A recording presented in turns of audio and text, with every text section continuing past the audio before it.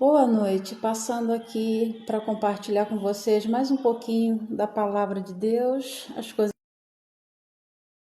que ele faz, e vamos assim dividindo, compartilhando, lançando as sementes, espalhando a palavra de Deus, os ensinamentos que ele tem colocado dentro de nós.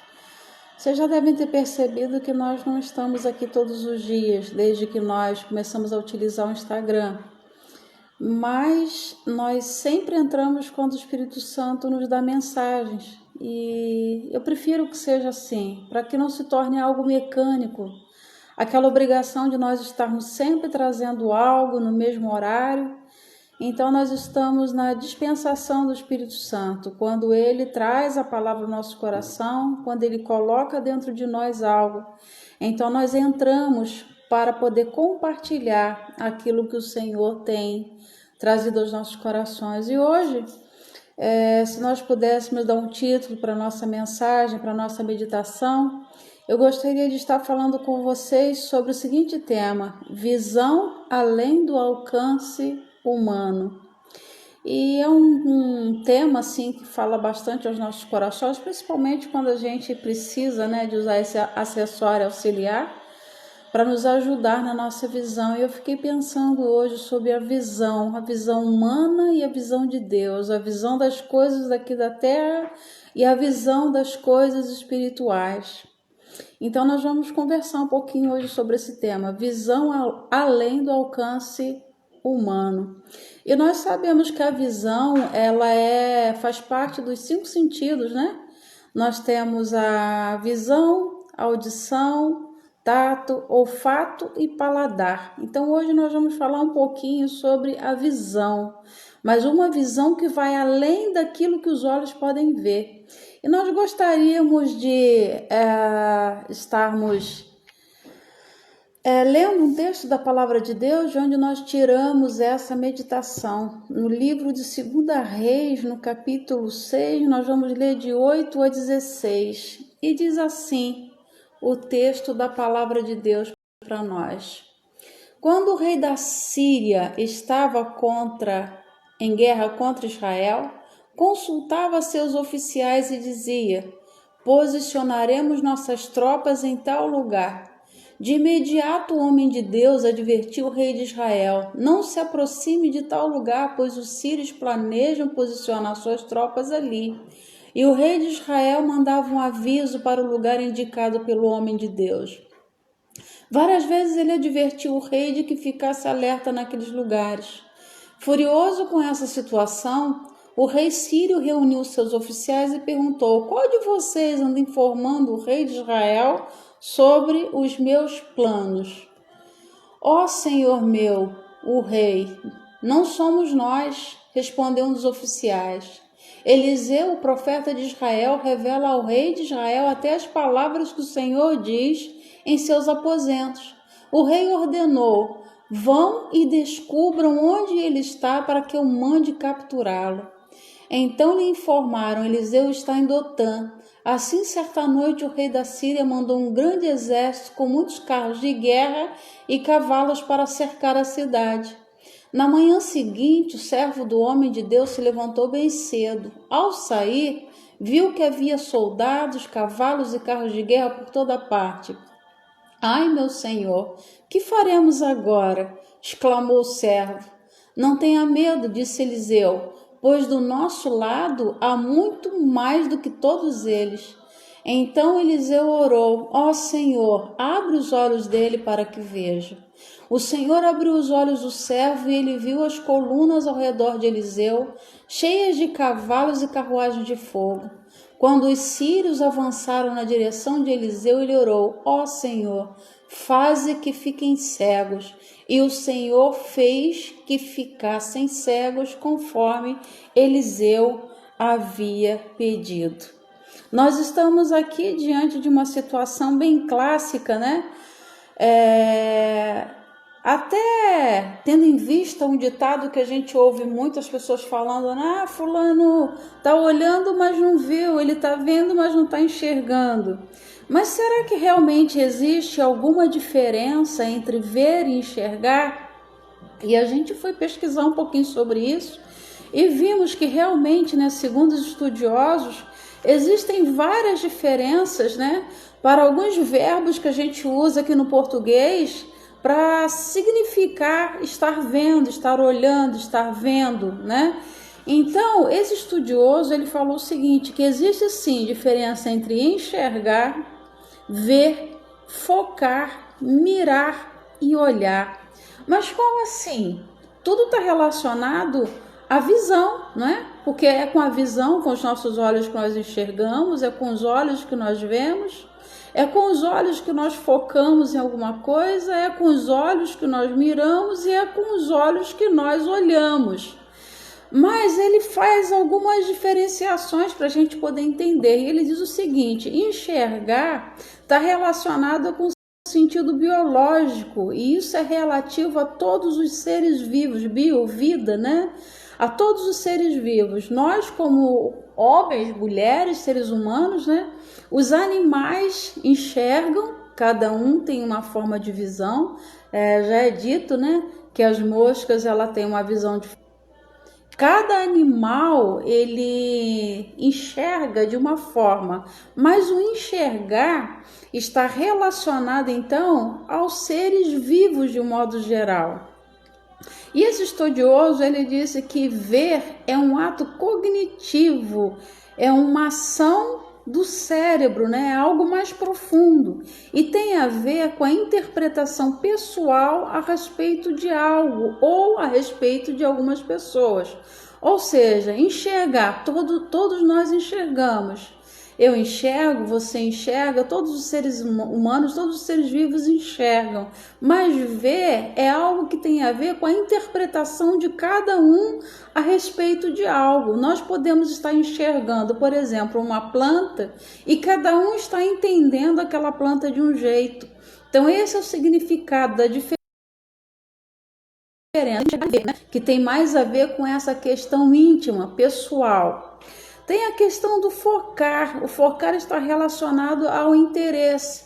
Nós podemos estar, por exemplo, todos numa praia.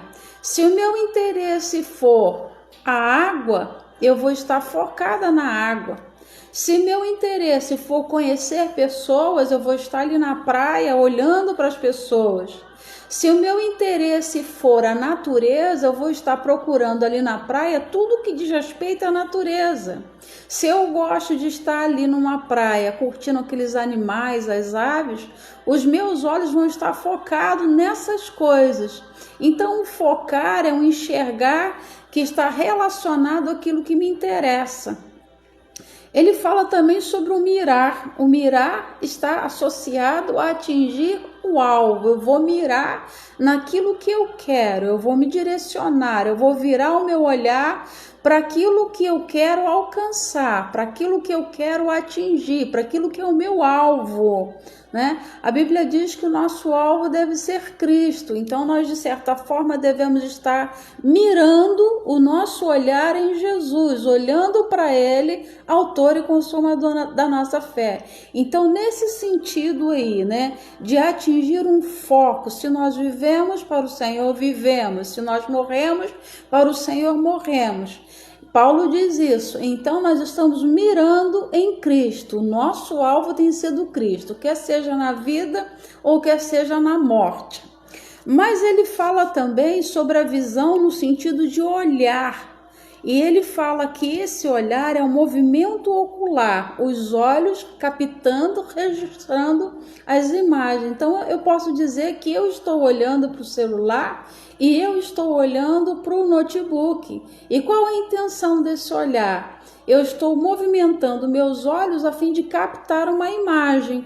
Eu estou vendo os textos no computador e eu estou vendo a tela do meu celular. Então aí eu estou olhando, né? Então tem toda essa diferença, mas que muitas vezes assim a gente não dá importância, mas se você for analisar faz todo sentido, porque enxergar, ver, focar, mirar e olhar tem realmente muita diferença.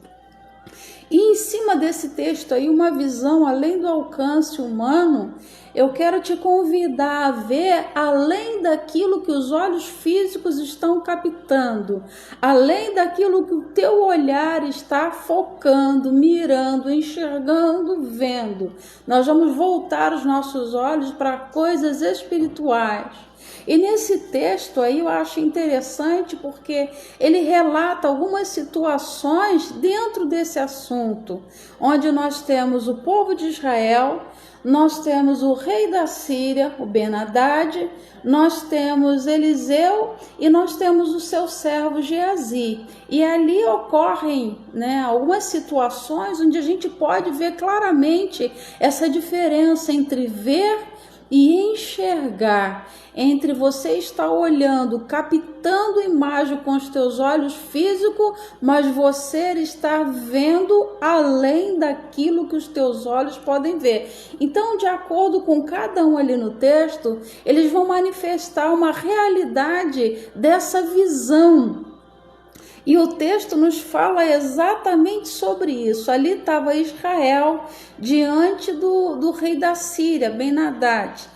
Interessante que eu fui procurar saber o que significa Ben-Hadad, E esse bem está relacionado ao nome de pessoas, de indivíduos. É como se fosse um título. E era um título dado aos governadores. Então, os governadores da Síria tinham esse nome Ben, aí depois vem o nome Hadad. E o significado desse Hadad, ele quer dizer Deus da tempestade, Então, quem estava guiando os inimigos do povo de Deus era o Deus dos sírios, Através da pessoa do seu governador ali que estava oprimindo Israel, o Ben-Hadad. E a imagem desse Deus aí da tempestade, cujo significado é o nome do rei da Síria, ele era uma imagem de uma estátua de um homem com raios na mão. E aí a gente depois vai traçar uns paralelos aí. Só prestem atenção nisso que nós estamos falando. Que Ben-Hadad era o rei da Síria, era um título dado aos governadores sírios, e o significado de Hadad, Deus da tempestade, estava relacionado a situações, a questões climáticas, Então nós vemos ali que Eliseu, ele tinha uma visão, o profeta, sobre-humana. Eliseu tinha uma visão espiritual. O que é uma visão sobre-humana? É uma visão que vai além, que está acima da condição humana de enxergar as coisas. E nós vemos ali no texto, que o povo de Israel sendo perseguido por Ben-Hadad, e mandava sempre o seu exército para perseguir o povo de Israel a fim de tomar a cidade. Só que acontecia uma situação muito interessante. Todas as vezes que o rei ele mandava o seu exército de guerra para invadir as terras de Israel, diz assim, olha só, interessante o que acontece, olha. Quando o rei da Síria estava em guerra contra Israel, ele consultava seus oficiais e dizia: nós colocaremos as nossas tropas em tal lugar. Mas em Israel tinha um profeta, tinha um homem de Deus que ele via além daquilo que os olhos humanos estavam vendo. E Eliseu, como profeta de Deus, ele revelava para o rei de Israel o que estava acontecendo e quais as intenções do rei da Síria. E ele falava assim: olha, ó rei, não manda teu exército para lá, porque o rei da Síria está enviando todas as tropas dele. Se você mandar o teu exército para lá, eles vão destruir o teu exército. De imediato, diz a Bíblia que de imediato o homem de Deus advertiu o rei de Israel. Era algo automático, instantâneo.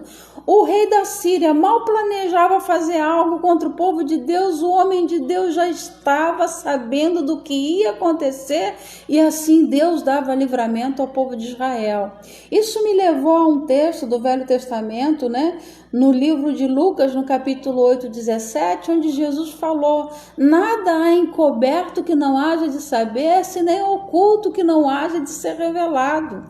Tudo que está oculto, Deus faz vir à luz. Deus faz sair debaixo do tapete tudo que está escondido quando é arquitetado, quando é planejado para destruir o seu povo. Tem um salmo que a gente gosta muito que diz que aquele que nos guarda não dorme, o guarda de Israel não dorme, o Senhor não dorme, não cochila, o Senhor não perde a atenção, o Senhor não perde o olhar um minuto sobre nós, os seus olhos estão sobre nós, estão sobre o justo da terra. E os olhos do Senhor estavam ali focados no seu povo Israel. E o interessante é que quando o povo de Israel era avisado através do profeta Eliseu, para que não fossem para determinado lugar, porque o exército inimigo estaria ali, diz a Bíblia que o rei da Síria ficava furioso com essa situação. O rei reuniu seus oficiais e perguntou: quem de vocês está me traindo? Quem de vocês está levando as nossas informações para o rei de Israel? Interessante isso, Ele, como homem, ele imaginava que ele tinha um traidor no meio dele, porque não é possível, alguém do nosso meio está levando as informações, as nossas táticas de guerra, alguém do nosso meio está levando os nossos planejamentos estratégicos para o rei de Israel, porque eles são avisados, todos os lugares onde nós vamos, eles são avisados antes, E o servo dele, o oficial, responde assim: ó meu senhor, ó rei, não somos nós? Eliseu, o profeta de Israel, revela ao rei de Israel até as palavras que o Senhor diz em seu aposento. Glória a Deus por isso.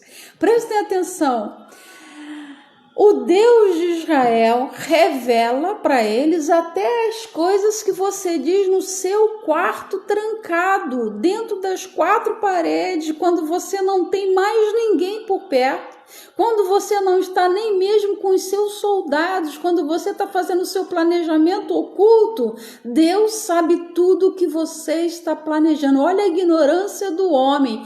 Quem de vocês ficou furioso porque Deus revelava tudo que estava oculto e tudo que estava escondido? E não é diferente hoje. Muitas pessoas, chegam até a duvidar, mas Deus revela, porque Deus sabe tudo aquilo que está no coração do homem. Deus penetra o mais profundo da nossa alma, Deus penetra o interior dos nossos pensamentos, aqueles lugares onde ninguém chega. Coisas que nós nunca expressamos em palavras, coisas que nós nunca dizemos para ninguém. Deus sabe todas as coisas. E isso provocou uma ira, provocou uma fúria terrível no rei da Síria, porque Deus revelava até o que ele falava nos seus aposentos. Então o seu oficial disse isso para ele, o soldado falou assim: olha, rei, não adianta não, porque coisas que você fala lá no seu quarto, Deus revela lá no meio do povo de Israel, porque lá tem um homem, tem um profeta, tem um homem de Deus, que sabe, que tem comunhão com Deus, que tem intimidade com Deus, que conhece os segredos de Deus. Se nós trouxéssemos para o Novo Testamento, lá tem um homem que é amigo de Deus, que conhece os segredos de Deus, Jesus falou: já não vos chamo servos, mas eu tenho chamado vocês de amigos, porque tudo quanto ouvi de meu Pai, eu tenho dado de conhecer a vocês. Então, quando nós somos íntimos de Deus, Deus revela aquilo que está oculto, Deus revela os seus segredos, Deus revela o futuro para nós, e o nosso Deus é o mesmo, ele não mudou. A Bíblia diz que ele é o mesmo ontem, hoje, será eternamente. Deus não muda na sua essência, Deus não muda na sua natureza e jamais mudará. O interessante é que a mesma fúria que foi provocada no Ben-Hadad, no rei da Síria, cuja tradução é Deus da tempestade, imagina a fúria que esse homem tinha, Porque geralmente o nome está associado à personalidade também da pessoa. Imagina a fúria, imagina a ira, a revolta que ele devia ter contra o povo de Israel, ainda mais sabendo que todos os seus planos caíam por terra. Tudo que eles planejavam, Deus falava. Tudo que eles intentavam fazer, Deus sondava. Deus sonda quando o homem mau planeja seus maus intentos. Deus sonda quando o homem está no seu quarto trancado, maquinando coisas ruins contra o seu próximo, contra o seu semelhante. Deus sabe de todas as coisas e nada fica oculto aos seus olhos. Como a gente fala, por um tempo até pode ficar, mas no tempo determinado Deus traz à luz tudo aquilo que está oculto, tudo aquilo que está encoberto. Então Ben-Hadad, ele disse assim, olha, vão e descubram onde ele está para que eu mande capturá-lo. Olha a mentalidade humana de um rei que só tem a visão humana. Vocês têm que ir lá e vocês têm que procurar para saber onde ele está. Interessante que Deus não precisava de homem algum para avisar onde o exército do rei Sírio estaria, porque Deus vê e sabe de todas as coisas. Ele é onisciente. Ele é sabedor de todas as coisas, né? Deus sabe das coisas humanas, Deus sabe dos acontecimentos que estão ocorrendo ao nosso redor e Deus sabe aquilo que está além da visão humana. Deus sabe o que está acontecendo na esfera espiritual e da qual nós não vemos com esses olhos físicos. Então ele queria saber onde estava ali o profeta para que ele pudesse capturar. Então eles disseram assim, ele está em Dotã. Assim, certa noite, o rei da Síria mandou um grande exército com muitos carros de guerra e cavalos para cercar a cidade. Olha só, por causa de um homem de Deus, por causa de um homem que tinha comunhão, que tinha intimidade com Deus, o rei da Síria teve que levantar, teve que preparar, regimentar um exército com carros, cavalos e cavaleiros para mandar contra Israel, né? Então, na manhã seguinte, o que aconteceu? Eliseu, ele tinha um servo, ele tinha um empregado chamado Geazi. O interessante, uma curiosidade que eu fui ver, é que o nome de Geazi quer dizer Vale da Visão. Mas apesar do nome de Geazi significar isso, ele não tinha visão alguma espiritual. Ele caminhava junto com Eliseu, ele tinha um ministério juntamente com o profeta, mas ele não tinha a mesma visão do profeta. E isso acontece muitas vezes com quem está ao nosso lado, caminha conosco, anda conosco, recebe da parte de Deus as mesmas coisas que nós recebemos, se alimenta do mesmo alimento espiritual, mas não tem a mesma visão que nós. E as reações vão ser as mais diferentes possíveis quando nós temos alguém do nosso lado que não tem a visão do mundo espiritual como nós temos.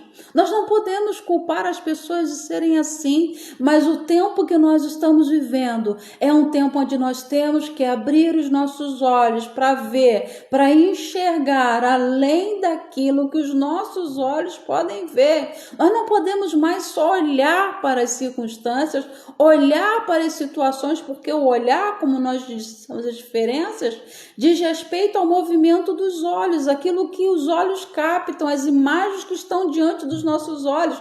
Nós temos que procurar olhar além, porque o inimigo de nossas almas, ele tem um planejamento que vai além da sutileza, vai além daquilo que nós achamos como normal. Então ele planeja toda uma estratégia para nos capturar, para nos pegar, para nos arrancar dos planos e propósitos de Deus, para que a gente não viva, para que a gente não alcança, para que a gente não chega às terras das promessas que Deus tem para nós. Então nós precisamos ver além daquilo que está acontecendo diante dos nossos olhos. Nós precisamos ouvir além daquilo que os nossos ouvidos ouvem naturalmente por parte das pessoas. E interessante que aquele servo ali de Eliseu, então Geazi, né? Ele vai para o profeta e ele fala assim: ai, meu Senhor, né? A Bíblia diz que na manhã seguinte o servo do homem de Deus, quer dizer, o servo de Eliseu, se levantou bem cedo. E ao sair, ele viu, presta atenção nos verbos, ele viu que havia soldados, cavalos de guerra por toda parte. E ele disse: ai, meu Senhor, o que faremos agora? Exclamou o servo. Apesar do nome dele significar Vale da Visão, ele não tinha visão nenhuma, porque ele ficou desesperado diante do exército inimigo. E quantas vezes nós estamos assim como servos de Deus? Eu não julgo, nós já passamos por isso, mas quantas vezes o inimigo nos afronta, o inimigo se levanta contra nós trememos de medo, porque nós só focamos o nosso olhar no exército inimigo e a gente não consegue ver além, e nós não estamos sozinhos nessa guerra. Então Eliseu, o profeta, ele faz uma oração, e essa oração foi algo interessante. Ele diz assim para o seu servo, para Geazi: não tenha medo, disse Eliseu, pois do nosso lado há muito mais do que do lado deles. Então Eliseu orou: ó Senhor, abre os olhos dele para que veja. Mas em cima, ali no versículo 15, diz que quando Geazi saiu, ele viu que havia soldados, carros e cavalos e carros de guerra. Mas Eliseu, ele ora pedindo para que Geazi tivesse os olhos abertos para poder ver. Ele viu, mas ele estava com os olhos espirituais fechados e ele não conseguia enxergar, ele não conseguia ver além do obstáculo, além do ataque do inimigo, além do exército do inimigo. E o Senhor abriu os olhos do servo e ele viu as colinas ao redor de Eliseu cheias de cavalo e carruagem de fogo. Aleluia! Eliseu via o que Geazi não estava vendo. E é muito importante nesse momento em que nós encontramos em guerra e nós temos uma guerra travada contra nós, onde o inimigo de nossas almas, ele quer nos destruir, ele quer acabar conosco. Na verdade, nós lutamos sim contra vários inimigos, nós lutamos contra a nossa carne, nós lutamos contra os inimigos humanos, nós lutamos contra os inimigos espirituais, mas na grande maioria são esses inimigos que dominam todos os outros inimigos. No caso aqui, tinha um líder, Ben-Hadad, o deus da tempestade, estava dominando um exército contra o povo de Israel, contra o povo de Deus. E nós temos um inimigo também que luta dia após dia, todos os dias, 24 horas por dia, lutando para nos destruir e para acabar conosco. Mas nós glorificamos a Deus porque nós temos uma visão além do conhecimento humano, nós temos uma visão além do alcance humano e nós vemos aquilo que os olhos não podem ver.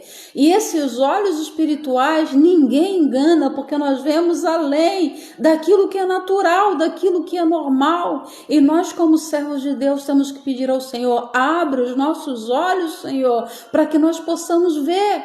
Porque se a gente somente olhar com esses olhos, só captar o que está diante dos nossos olhos, nós vamos ficar desesperados, porque Satanás não brinca. Satanás nos assola, ele se levanta contra nós todos os dias. E o servo de Deus, então, o profeta, ele pede a Deus para abrir os olhos de Geazi, para que Geazi pudesse ver. Que nessa noite o Espírito Santo de Deus, é a minha oração, que possa também abrir os seus olhos para que você possa enxergar uma realidade espiritual que não é fácil de ver com esses olhos humanos, mas ela existe. Todos os dias existe uma guerra espiritual terrível acontecendo ao nosso redor e nós precisamos estar revestidos então de uma visão espiritual para entender que nós não estamos sozinhos. E quando o Eliseu, o profeta, orou para que Geazi tivesse seus olhos abertos, então Eliseu saiu e lhe disse, voltando um pouquinho aqui, né? Então Eliseu orou: ó Senhor, abre os olhos dele para que veja. O Senhor abriu os olhos do servo e ele viu as colinas ao redor e viu que estavam cheias de cavalos e carruagens de fogo. Quem são esses cavalos e essas carruagens de fogo? São os anjos de Deus que estão conosco nessa guerra. Muitas vezes nós achamos que nós estamos sozinhos porque nós não temos pessoas, seres humanos lutando e guerreando conosco, mas nós podemos ter certeza que nós não estamos sozinhos, porque os anjos de Deus estão conosco nesta guerra. Hebreus 1,14 fala que não são porventura eles espíritos ministradores que trabalham em favor daqueles que hão de herdar a salvação? Esses cavalos e essas carruagens de fogo eram a presença dos anjos de Deus ao redor. Os inimigos estavam cercando e sitiando Israel, mas ao derredor estavam os anjos de Deus, ao redor deles, protegendo, guardando, né? Mas só que Geazi só conseguia ver o exército inimigo, ele se sentiu amedrontado, ele se sentiu frustrado. Mas nós, quando temos uma visão espiritual, uma visão além da visão humana, além do alcance humano, nós não nos desesperamos, porque nós sabemos que conosco está um grande exército. O anjo do Senhor acampa-se ao redor daqueles que o temem e os livra. Os anjos estão aqui na terra agindo debaixo de uma ordem superior, debaixo da ordem de Deus, mas eles estão aqui para nos servir. Então, debaixo das nossas palavras, das nossas ordens, eles agem a serviço de Deus em nosso benefício.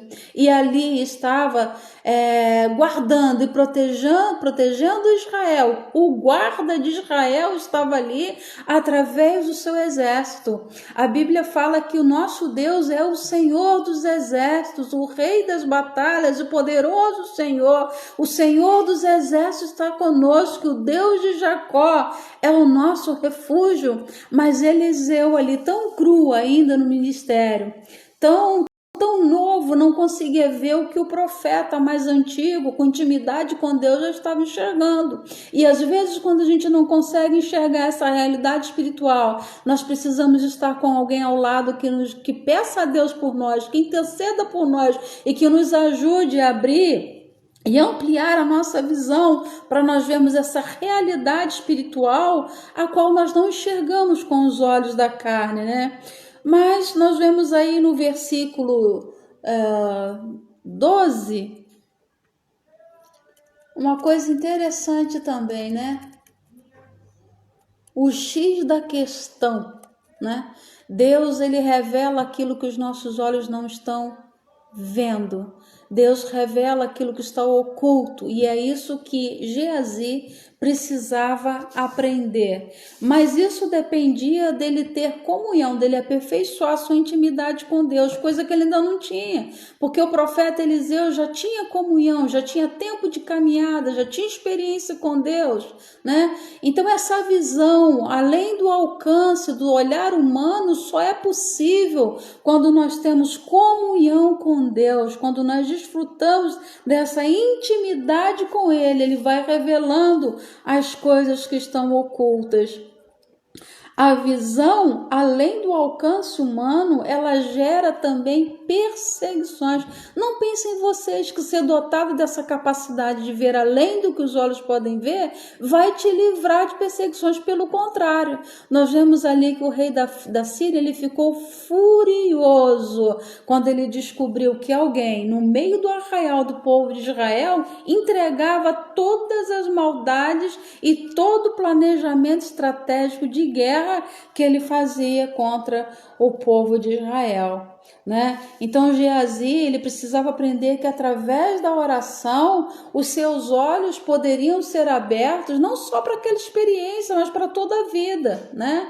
Porque ali foi um momento onde os olhos dele estavam focados no inimigo e Eliseu vem e fala assim, peraí, não é o que os teus olhos estão vendo, olha só, tem algo a mais, tem algo além que os teus olhos não estão vendo, maiores são aqueles que estão conosco, nós não estamos sozinhos. E isso traz fé, traz confiança, traz tranquilidade para o nosso coração.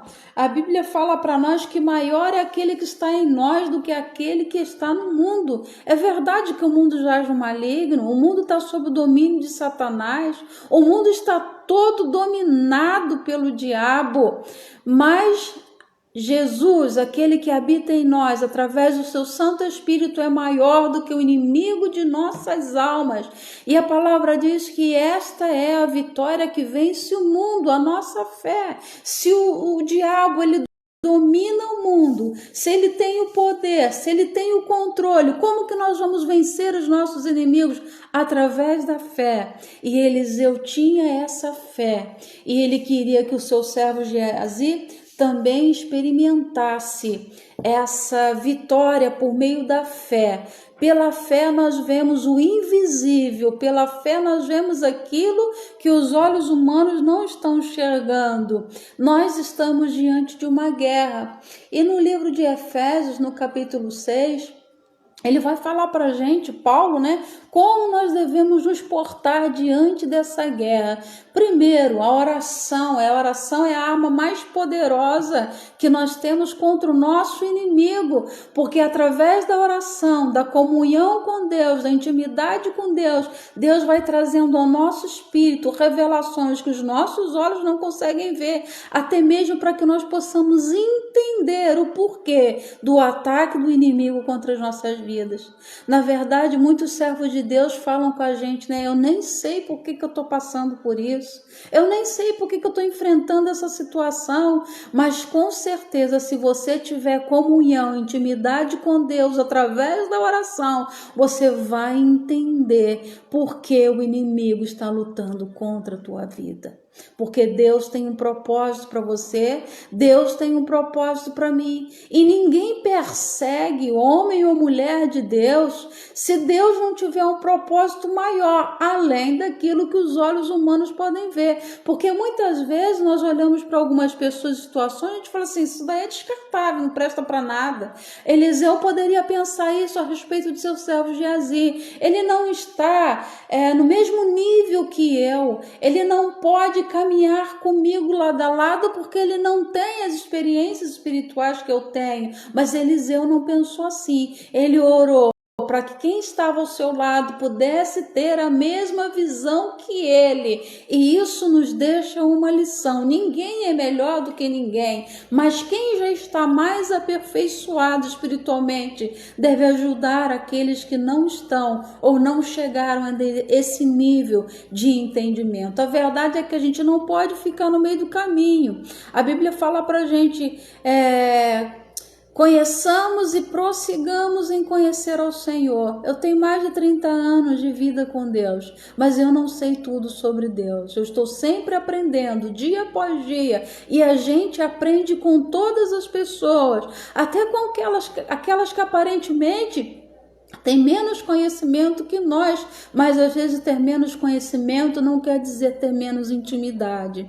Às vezes as pessoas não têm um grande conhecimento das coisas de Deus, de conhecimento humano, intelectual, que se possa aprender com raciocínio humano, mas elas têm um conhecimento sobrenatural. E Eliseu, ele tinha esse conhecimento sobrenatural, e ele pediu a Deus para que Geazi, seu servo, também tivesse um conhecimento sobrenatural daquele acontecimento aparentemente humano, mas tinha algo por trás de toda essa situação. Efésios 6:10, ele fala assim, a partir do versículo 11, vistam toda a armadura de Deus, para que possam permanecer firmes contra as estratégias do diabo.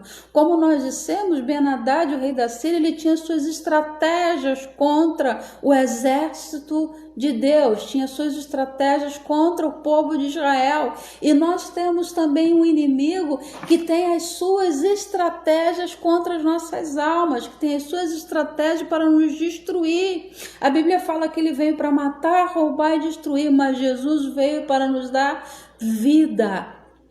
Então nós precisamos ter a armadura de Deus. Paulo usa então a imagem, a figura de um soldado romano, com toda a indumentária, com toda a caracterização de um soldado, para dizer como que a gente precisa lutar contra o inimigo de nossa alma, porque ele é estratégico, ele é sutil, ele não vem assim, de qualquer maneira, sem usar estratégia, sem ter argumentos, não, o diabo vem muito preparado, e nós precisamos estar então com a armadura de Deus para resistir contra essas estratégias do diabo. E o versículo 12 diz, pois nós não lutamos contra inimigos de carne ou sangue, como eu disse. A nossa carne é a nossa inimiga, tem pessoas que são nossos inimigos, mas tem o arqui-inimigo, que é Satanás, que é o líder-chefe, o líder de todos os nossos inimigos, que está acima nas regiões celestes, arquitetando tudo quanto é coisa ruim contra as nossas almas. Isso é uma realidade, os nossos olhos não veem. E a Bíblia fala que a luta não é contra carne e sangue. Na verdade, a gente muitas vezes não consegue enxergar que quem está usando a pessoa que está diante de nós de carne e sangue é o próprio inimigo de nossas almas. E muitas vezes a gente guerreia de forma errada, a gente entra na guerra sem as armas próprias, porque a gente quer lutar contra a pessoa. Porque, na verdade, é o que nós estamos vendo diante dos nossos olhos, né? Como eu falei aqui, enxergar e ver, nós olhamos com os nossos olhos físicos. Quem está diante dos nossos olhos físicos são as pessoas. Então, automaticamente, a gente entende como eles sendo os nossos inimigos. São sim, porque o homem é mau, né? E a Bíblia diz, não deixe lugar ao diabo, mas a verdade é que muitos dão lugar ao diabo. E assim se tornam nossos inimigos. Mas atrás dessa pessoa tem o inimigo de nossas almas lutando para acabar conosco, com aquilo que Deus tem para as nossas vidas. Então nós precisamos não só olhar, mas ver, interpretar, entender o que o diabo está querendo, usando as pessoas contra as nossas vidas. E o apóstolo Paulo, ele fala sobre isso. A nossa luta não é contra inimigos de carne e sangue, mas contra governantes e autoridades do mundo invisível. Interessante que no livro de Reis, Eliseu, ele tem essa consciência. Geazi, ele só via o governador humano, ele só via Ben-Hadad, ele só via o rei da Síria. Mas Eliseu via além do que os olhos humanos estavam vendo. Eliseu via além do governador humano, ele via uma entidade espiritual, ele via quem estava acima daquele governador. Na realidade, ele via qual era a luta contra o povo de Deus, que não era somente no plano físico, somente no plano terrestre, mas existia uma guerra espiritual. Então Eliseu, pela intimidade com Deus, ele entendeu que não era apenas o rei da terra, o governador da terra lutando contra eles. E Paulo fala, não é contra governantes, mas a nossa guerra é contra autoridades e governantes do mundo invisível. Por isso temos uma visão além do alcance humano. Nós precisamos ver que a nossa luta é contra principados, potestades, né, que atuam nas regiões celestes. E aí eu traço um paralelo com Ben-Hadad, porque nós falamos que o significado de Hadad é Deus da tempestade. As tempestades ocorrem nas regiões celestes, ocorrem nos ares, e nós temos um inimigo que guerreia também nas regiões celestes contra as nossas vidas, contra as nossas almas. Eles estão atentos a tudo que acontece ao nosso redor, tudo que nos acontece em sociedade, tudo que nos acontece em grupo, tudo que nos acontece em comunidade.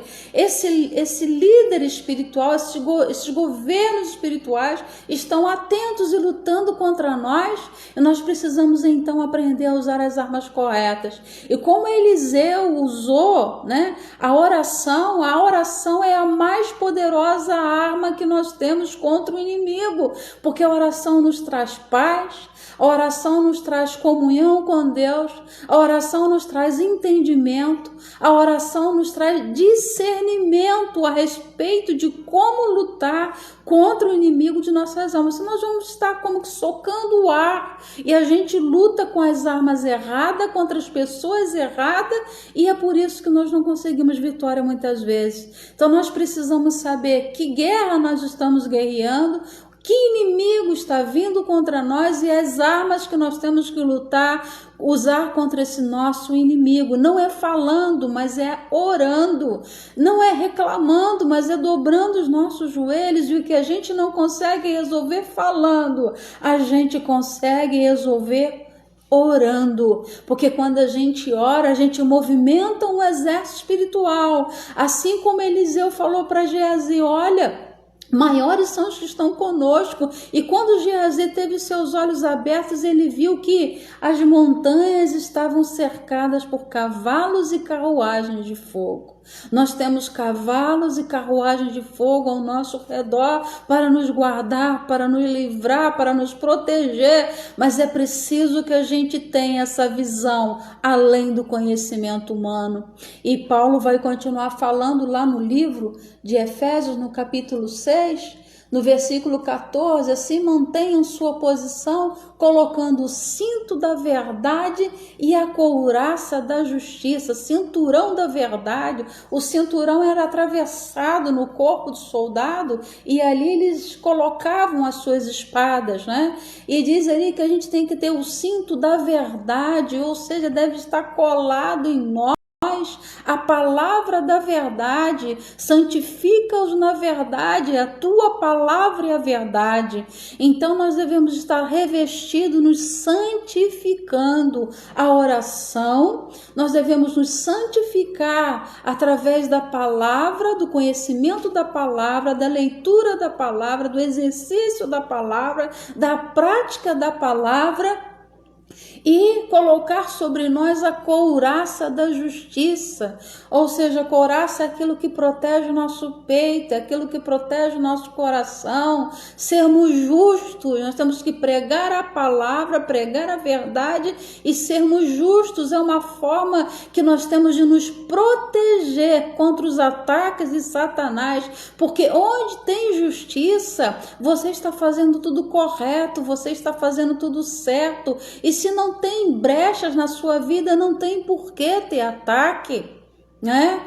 Se nós estamos guardados pela palavra da verdade, santificados na verdade, o inimigo pode até tentar contra as nossas almas, mas ele vai ter que bater em retirada em nome de Jesus, porque ele olha para nós, ele vem com os seus dados inflamados e ele encontra o cinturão da verdade e a couraça da justiça. E ele diz que nós temos que usar como calçados, né? Como calçados, usem a paz das boas novas para que estejam inteiramente preparados, ou seja, calçados a gente usa nos pés. Onde a gente vai andando, a gente vai pregando a paz, a gente é um pregoeiro da paz, a gente vai anunciando a paz. A Bíblia fala para a gente, bem-aventurados pacificadores, porque eles serão chamados filhos de Deus. Muitas guerras poderiam ser evitadas, a gente poderia afastar muitas vezes o inimigo de nossas almas se nós tivéssemos os nossos pés calçados com o evangelho da paz. Se nós pregamos a Cristo, o príncipe da paz, os nossos pés têm que ser calçados no evangelho da paz. Onde a gente anda tem que haver paz, onde a gente chega tem que levar paz. Os nossos passos têm que ser aqueles que conduzem a paz de Deus até as pessoas que estão em guerras interiores e em guerras em sociedade. Nós temos que ser pregoeiros da paz. E isso é uma arma também contra o nosso inimigo. Quando esperam que você grite, você se cala. Isso não é ser bobo, não é ser estratégico. E voltando aqui, né? Parece que teve uma queda aí. Em todas as situações, levantem o escudo da fé para deter as flechas. Ou seja, a fé é uma arma de defesa. Nós devemos usar a fé. Se o diabo vem contra nós, é com a nossa fé que a gente vai vencê-lo, a gente vai derrotá-lo. Ele pode até vir, mas nós temos a certeza, a convicção, a fé de que maior é aquele que está em nós do que aquele que está no mundo. Então nós cremos naquilo que está escrito na palavra. Muitas vezes nós ficamos com medo porque são muitos os que nos perseguem, são muitos os que se levantam contra nós, são muitos os que nos caluniam, são muitos os que inventam mentiras a nosso respeito. Se a gente olhar para eles, a gente desiste da caminhada, mas a gente mantém o nosso foco, né, visão, foco em Jesus Cristo, sabendo que maior é Ele que está em nossa vida e que nele nós somos mais do que vencedores. Em Cristo Jesus nós somos mais do que vencedores. O apóstolo Paulo continue usando o capacete da salvação e peguem a espada do Espírito, que é a palavra de Deus. Capacete é na cabeça, capacete é para proteger os pensamentos, né? Os nossos pensamentos devem estar sempre voltados e focados no alto. Se já ressuscitaste com Cristo, buscai as coisas de cima, onde Cristo está sentado à direita de Deus. Então os nossos pensamentos devem ser norteados, devem nortear as nossas ações, as nossas reações com as coisas do alto. Eu não vou deixar me levar pelos ataques aqui da terra, eu não vou me deixar levar pelas palavras que eu ouço, eu não vou deixar me levar pelo desânimo que vem de seres humanos, mas eu vou nortear as minhas ações de acordo com aquilo que o Espírito Santo coloca na minha mente, nos meus pensamentos, e nós devemos buscar também as coisas que são do alto, nos alimentar das coisas que vêm de Deus, e assim nós vamos entender a realidade espiritual de tudo que acontece ao nosso redor. E Paulo diz, né? Orem em todos os momentos no Espírito, em todos os momentos e ocasiões, permaneçam atentos, sejam persistentes em suas orações por todo o povo santo. Oração no Espírito. Nem sempre a gente vai poder estar parando, tirando um tempo para orar, porque a vida é corrida, nós trabalhamos, né? Nós temos nossos afazeres, cada um tem suas atividades diárias, mas a oração no Espírito nos permite estar em todo o tempo ligados com Deus, através do seu Santo Espírito, né? A Bíblia diz que o espírito, na verdade, está pronto, mas a carne é fraca. Então, nós precisamos mortificar a nossa carne, ficar mais ligados em espírito, né? Com os olhos em Deus, para que a gente possa vencer as astutas ciladas do inimigo.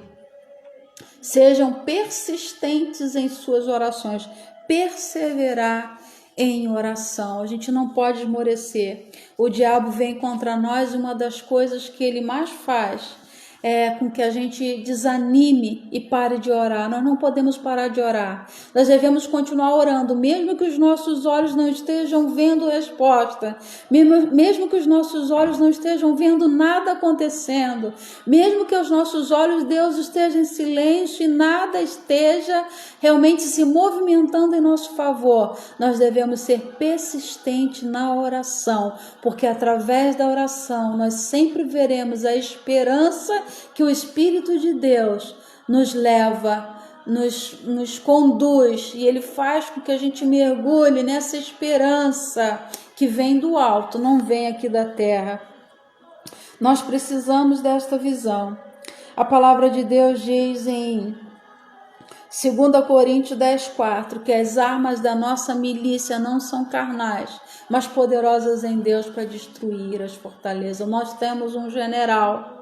Nós fazemos parte de um exército, nós somos soldados desse exército de Cristo, mas nós temos um exército inimigo lutando contra nós o tempo inteiro, e nós temos um governador espiritual que orienta esse exército das trevas contra as nossas vidas, e nós precisamos entender que as nossas armas não são carnais. A gente não usa as armas da terra, a gente não usa as ferramentas humanas, a gente não usa as estratégias humanas, mas a gente tem que usar todas as armas espirituais para combater principados e potestades, toda a força do maligno que se levanta contra nós. Aleluia! E quando a gente aprende a usar essas armas, a gente nunca mais quer usar as armas da terra, porque as armas espirituais, elas têm eficácia, elas têm poder, elas são poderosas em Deus, como diz o texto, para destruir tudo aquilo que vem do diabo contra as nossas vidas.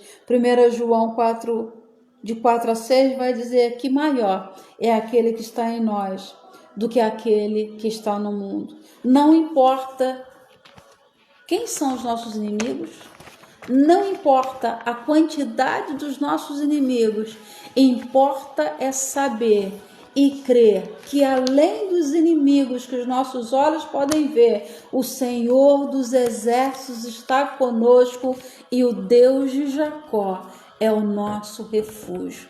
E assim como Deus deu livramento ao seu povo Israel, Deus é poderoso para nos livrar, Deus é poderoso para nos guardar, e Deus é poderoso para abrir a nossa visão para que enxerguemos e que possamos ver além daquilo que os nossos olhos humanos estão vendo. Que Deus te abençoe, que Deus te guarde, que Deus te proteja, que o Senhor nesta noite possa abrir os teus olhos espirituais, que você não enxergue mais nada do que te acontece de forma natural, olhando com esses olhos físicos, mas que você possa ver com os olhos espirituais que Deus tem te dado. Que o Senhor te abençoe e te guarde, e que o Senhor faça resplandecer o seu rosto sobre ti e tenha misericórdia de ti. Que o Senhor sobre ti levante o seu rosto e te dê a paz. Que Deus traga essa paz para o seu coração, para a sua mente, e que Ele te dê um entendimento de que você necessita para vencer as guerras que estão diante de você. O Senhor dos Exércitos está conosco e o Deus de Jacó é o nosso refúgio. O Senhor é a minha luz e a minha salvação. A quem temerei? O Senhor é a força da minha vida, de quem me recearei? E assim como Eliseu falou para Geazi, não tenha medo. Eu falo para você, não tenha medo, se levanta, erga ao alto o teu olhar, erga o teu clamor ao céu, porque se o Senhor é a tua luz, quem poderá lutar contra você? Se o Senhor é por nós, quem será contra nós? Que Deus te abençoe em nome de Jesus. Obrigada por estar nos assistindo e se sentir o desejo, compartilhe com alguma pessoa, com algum amigo seu, essa palavra para que possa edificar e fortalecer também outros corações. Deus te abençoe.